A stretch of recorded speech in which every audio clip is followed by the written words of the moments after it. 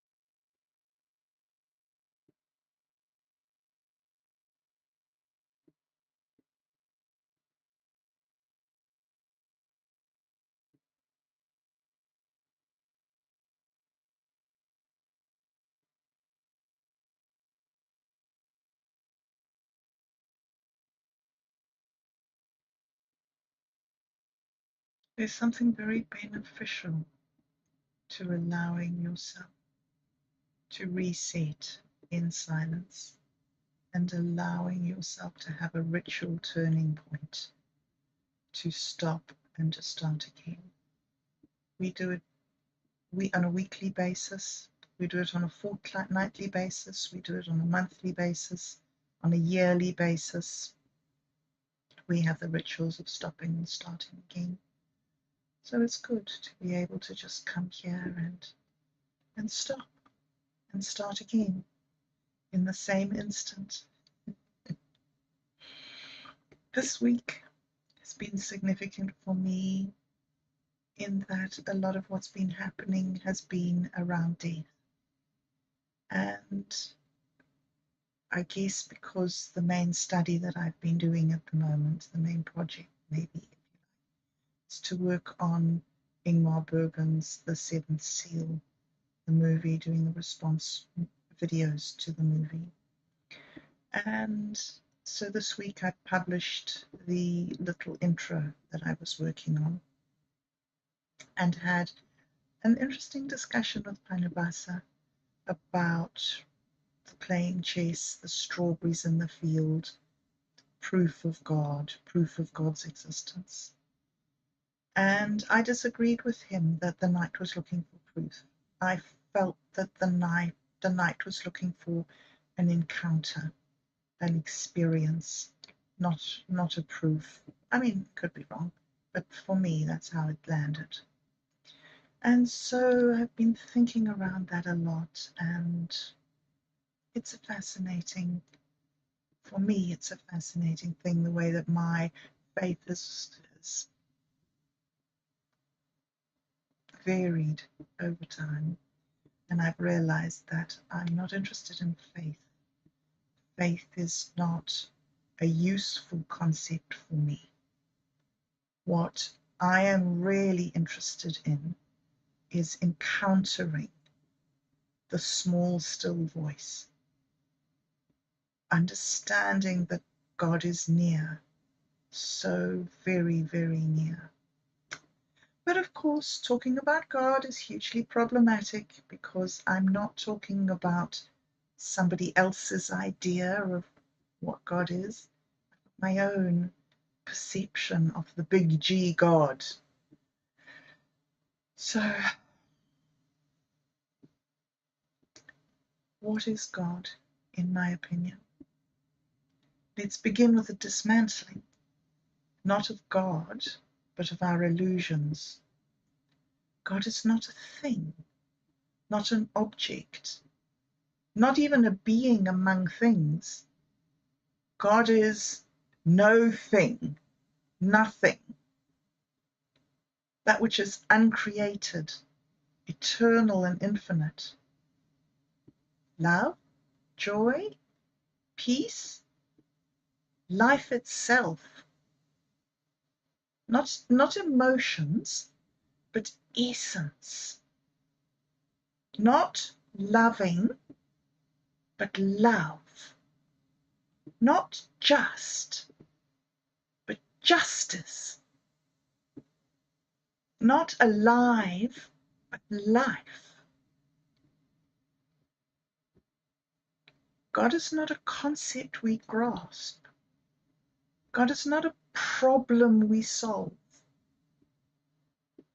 God is the silence that births all songs and the emptiness that holds all forms. God is not a mind-reading tyrant or an algorithm that passes your every silent word. God is not a surveillance mechanism. On the contrary, God is love, and love never violates. Love never invades. Love waits. The divine is not a force that imposes itself, but one that invites relationship. Yes, God knows all things, but knowing is not the same as controlling. And in love, knowledge without invitation is not communion, it's domination. Behold, I stand at the door and knock. That's one of the famous, famous sayings. Behold, I stand at the door and knock. God knocks. He does not barge in. So why must we speak, even inwardly? Because speaking is the act of opening the door. Voicing our truth, even silently, is how we offer consent. Your thoughts left unspoken are like unopened letters on the table of the soul. God does not rip them open. He waits for you to hand them over. This is the sacred dignity you're given. You may choose communion. You may choose revelation, to name what is hurting or hoping or hidden, and to offer it to the one who listens. This is how nothing meets something. This is the dialogue that leads to peace. God is not a cosmic puppeteer or a projection of our needs or a divine vending machine or some being that's out there separate from creation. God is not created, and anything that's created is not God, and that includes thoughts. Ideas about God are not God. The map is not the territory. So we must look again, not upwards, but inwards. Because God is near, very near. Be still and know that I am God is another one of the little catchphrases. God is so near that his nothingness intersects with our somethingness. The veil between you and the infinite is thinner than a breath and more silent than a thought. God dwells not in the clouds, but beneath, at the root of your soul, in the depths of your heart. This is why we turn inward, because God isn't found in spectacle or performance or attitude or achievement. God is found in stillness. It's the act of finding a small, still voice. To encounter God is not to see a face, it's to find a voice. It's not to see a face, it's to find a voice. A voice that does not shout, but whispers. A voice that you must seek in stillness, beneath your thoughts, below your fears, behind your ego. It does not impose. It does not impose. I say it again. It does not impose. It waits. So, here's the mystery. This voice, this small, still voice, only responds when it's spoken to. The onus is on you to name your sorrow, your desire, name your fears. Nothing, not even the divine nothing, can read your mind. Speak aloud or within. Be specific. Be sincere. And then you yourself need to learn the godly habits of listening and waiting.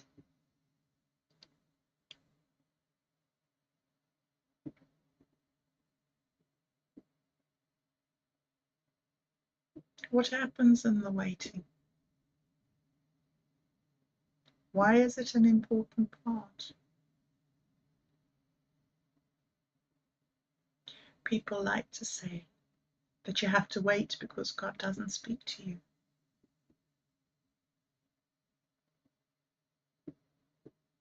In fact, it is the waiting that is the talk. What happens, the fruit of this encounter that you have with the small, still voice, is peace. A peace that passes all understanding, in describing, in comprehending. It has to be experienced before you can believe that it exists even. And peace, what is peace? Peace is not the end of trouble, but it is the end of fear. Peace brings you not control, but communion, not answers, but presence. That's the encounter. So if you've not yet met the small, still voice, perhaps you've not spoken to it long enough.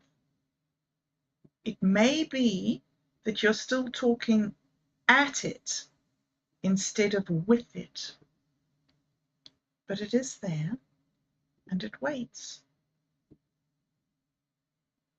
You need to draw near to the nothing. It doesn't draw near to you.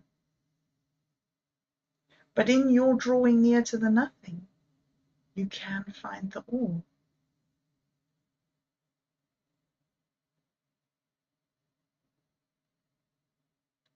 So that was a very profound and deep and maybe challenging experience for me this last week. Was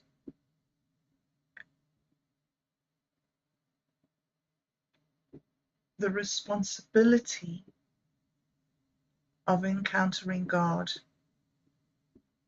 is not in God. Yeah, it's very hard to take personal responsibility. It's very hard to stand up and shoulder your burdens. And in fact, it's one of the things that we are encouraged to do 100 times, 100 times a day. Do the right thing, be the right person, live up to the standards of, well, everybody has different standards, don't they? I don't know if I can say the standards of anything in particular. I'm going to go here and I'm going to play, I hope I'm going to play a song. This whole thing about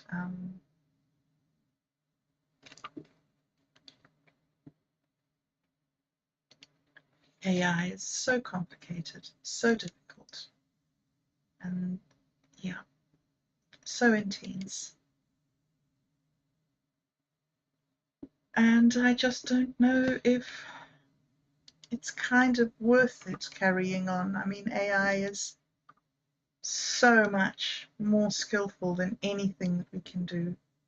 And I've spent all the last 4 or 5 years working to become better at video editing, and now there's nothing the AI can't do. And it's all these skills that I've learned to upskill myself. And now it can all be done better than I can do it.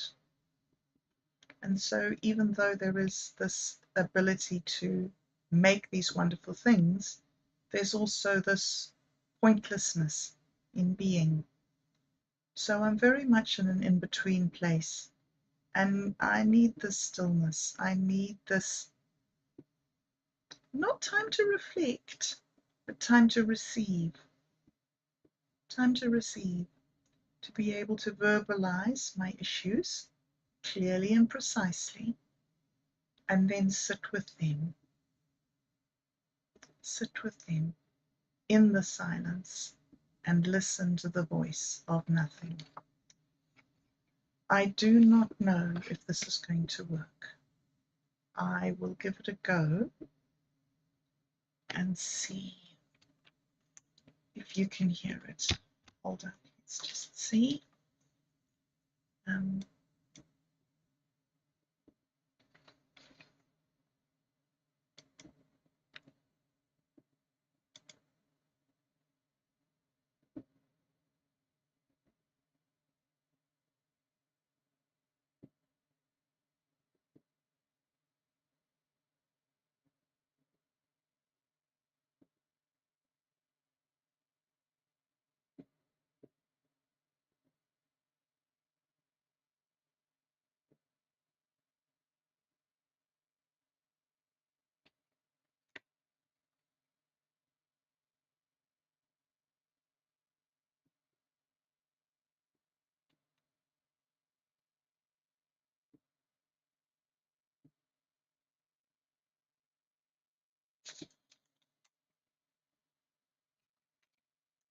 I don't know if you're hearing it. I'm hearing it. It's kind of odd, and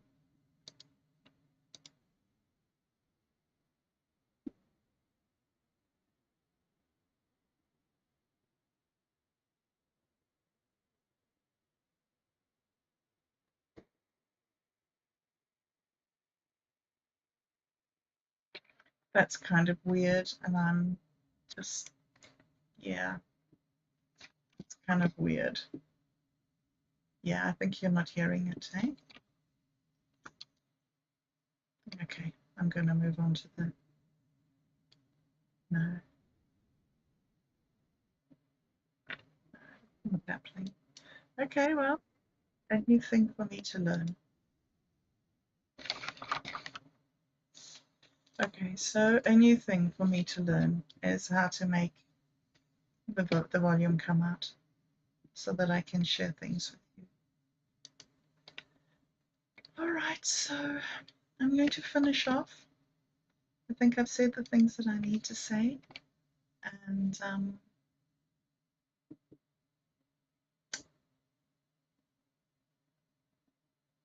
the challenge now for me is to do it, because knowing things isn't enough. I know so many things. If I was going to be able to measure my success at life on what I know, I think I would be super successful. But of course I'm not. And it's because the implementation of the knowledge is the actual trick.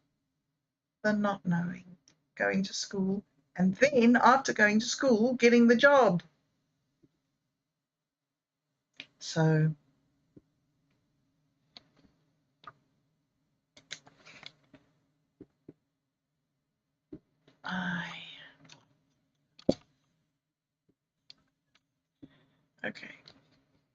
I am going to go back to here, to my page, and I'm going to finish for today,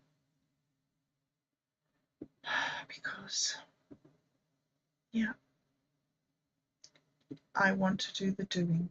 I want to finish the talking and do the doing. So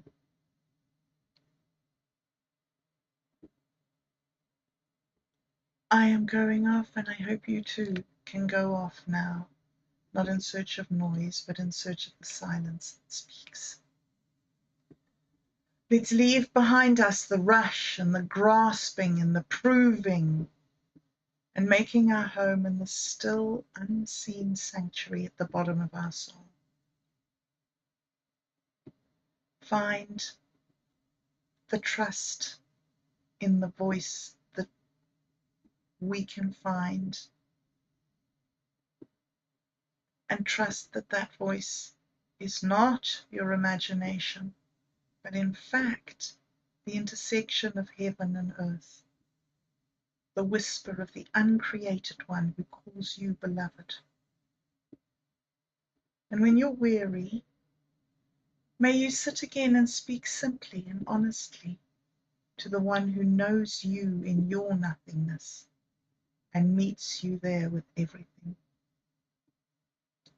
Let your strength be gentleness. Let your clarity be peace. Let your actions rise from stillness and your vision be lit from within. For you carry eternity not on your shoulders, but in your chest. So if you would like, I encourage you to sit with me for the next few minutes and spend some time being mindful or meditating or following your breath or breathing or verbalizing your issues. And so I'm just going to close my eyes, breathe in and let everything go.